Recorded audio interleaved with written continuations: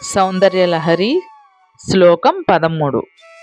నరం వర్షీయాంసం నయన విరసం నర్మసుజడం తవాపాంగాలోకే పతితమనుధావంతి శతసః గళద్వేణీబంధాః కుచకలసవిస్రస్తసిచయాః హఠాత్ త్రుట్యత్కాంచో విగళితదుకూలా యువతయః.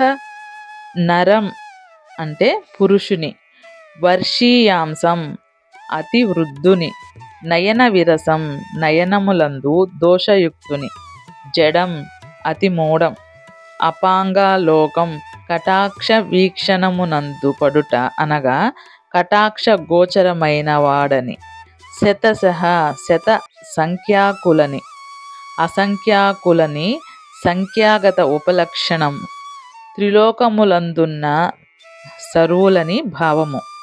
గళత్వేణీ బంధాః విడిపోయిన జడముడులు, కుచకలస విస్రస్త సిచయ కుచకలసముల నుండి శిథిలములైన తొలగిన చంచలాచంచలములు కలవారు. విగళిత దుకూల శస్త్రనిబంధాః విడిపోయిన వస్త్రములు కలవారు. అంటే దీనికి అర్థం చెప్పుకుందాం. శ్రీదేవి అపాంగ వీక్షణ మహిమ ఎట్టిది అంటే తాత్పర్యము, తల్లి ఏ పురుషుడు ముసలి నగ్గై మేని రూపు రేఖలు చెడిపోయిన వాడై కన్నులకు ఇంపుగా కనిపించిన వాడై శృంగార పరిహాస నర్మ భాషలములందు గతి కౌలిక కుశలమునందు మూఢుడై ఉండినప్పటికీ వాడు నీ కడగంటి చూపుల కారుణ్యమునకు పాత్రమైన వాడు కాగా అతనిని చూచిన నిండు జవ్వనపు స్త్రీలు పురుషులు వందల కొలదిగా వానిని మదన మోహనుడు అని దర్శించి విగళిత కబరీభారాలై తమ జడముడులు వీడుచుండగా కుంభస్థనములపై నుండి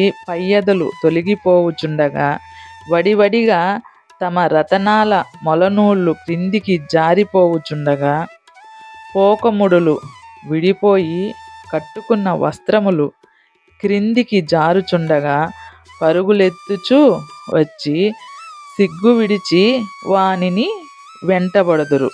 అమ్మ కరుణ ఎలా ఉంటుంది అంటే నరం వర్షీయాంసం నయన విరసం నర్మసుజడం అంటే అందం కన్నులకు ఆకర్షించే మాయాజాలం కానీ తన దగ్గర ఒక దగ్గర కూర్చొని కదలలేని స్థితి ఉన్నా అసలు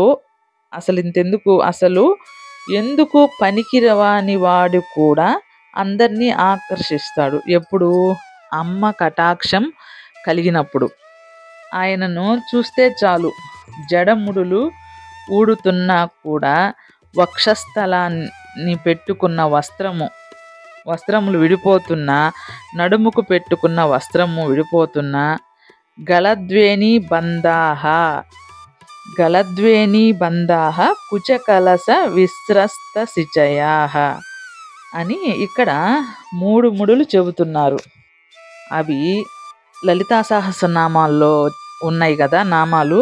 మూలాధారైక నిలయ బ్రహ్మ గ్రంథి విభేదిని, మణిపూరాంతరుదిత విష్ణు గ్రంథి విభేదిని, ఆజ్ఞాచక్రాంతరాలస్థ రుద్ర గ్రంథి విభేదిని.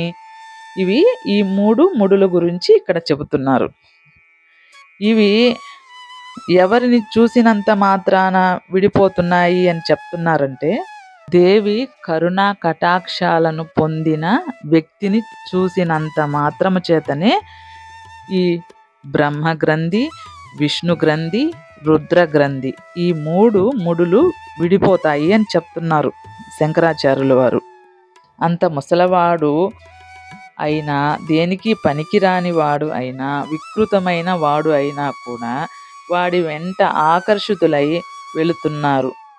అమ్మ ఎందుకు అలా పరిగెడుతున్నారు అంటే అమ్మ చూపు వాడి మీద పడింది కనుక. అమ్మే తాను అయ్యాడు గనుక. అసలు ఇలా ఉందేంటి అర్థము అని దీని అంతరార్థం ఒకసారి చూసుకుందాం. ఇంకొక విషయం గమనించాలి ఇక్కడ. ఈ శ్లోకాన్ని రచించింది ప్రపంచాన్నంతటినీ కూడా తృణప్రాయముగా విడిచిపెట్టిన ఒక యతీశ్వరులు రచించిన శ్లోకం ఇది. కాబట్టి దీనిలో అంతరార్థం దాగి ఉంటుంది. ఒకసారి గమనిద్దాం. ఇప్పుడు ఈ శ్లోకం చదువుకునేటప్పుడు ఇంకొకటి కూడా మనకి స్ఫురించాలి. భాగవతంలో కృష్ణుడు వేణునాదం వినగానే గోపికలు వడివడిన వెళ్ళిన పరిస్థితే ఇది. సరే, ఆ కృష్ణుడు కూడా యోగమాయని ఆరాధించడం వల్లే అంత శక్తి పొందినాడు. యోగమాయ అంటే ఎవరు? ఆ లలిత పరాభట్టారిక దేవత. ఇక్కడ ఒకటి గమనించాలి. ఆయన వెంట అందరూ దేవతా స్త్రీలతో సహా అందరూ ఆయన వెంట పడతారు. కానీ ఆయన ఎవరి వెంట పడరు అంటే అర్థం, సృష్టిలో సమస్త శక్తులు ఆయనకు దాస్యం చేస్తాయి. ఎందుకని? అమ్మవారి అనుగ్రహం పొందారు కాబట్టి. సరే, ఈ శ్లోకం ఇలా ఉంది కదా, దీనిలో అంతరార్థం ఒకసారి చూద్దాం. ఇందులో పైన వర్ణించిన వాడు ఎవరు అంటే పెద్ద వయసువాడు అని చెప్పుకున్నాం కదా. పెద్ద వయసువాడు ఇంకెవరు? ఆయనే ఆ సదాశివుడు. నయన విరసం.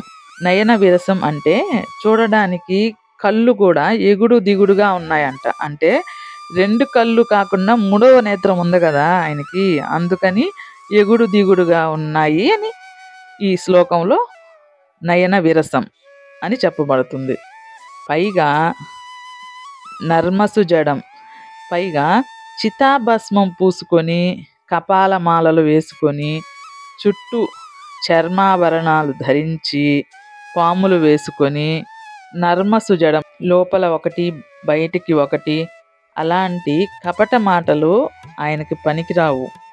సూటిగా చెప్పడం అంటే జ్ఞానవాక్కులకు జ్ఞానానికి జ్ఞానవాక్కులకి స్పందిస్తాడు.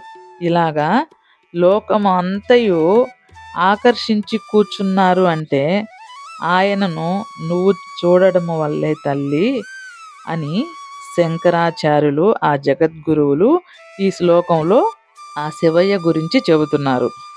కాబట్టి ఈ శ్లోకం మనం జపించుకుందాం. అమ్మ కరుణ కటాక్షములు పొందుతాం. జై శ్రీమాత్రే నమః. ఇంకొకసారి ఈ శ్లోకం చెప్పుకుందాం. నరం వర్షీయాంసం నయన విరసం నర్మసు జడం తవాపాంగాలోకే పతితమనుధావంతి శతసః గళద్వేణీబంధః కుచకలసవిస్రస్తచిచయాః హఠాత్ త్రుట్యత్కాంచో విగళితదుకూలా యువతయాః.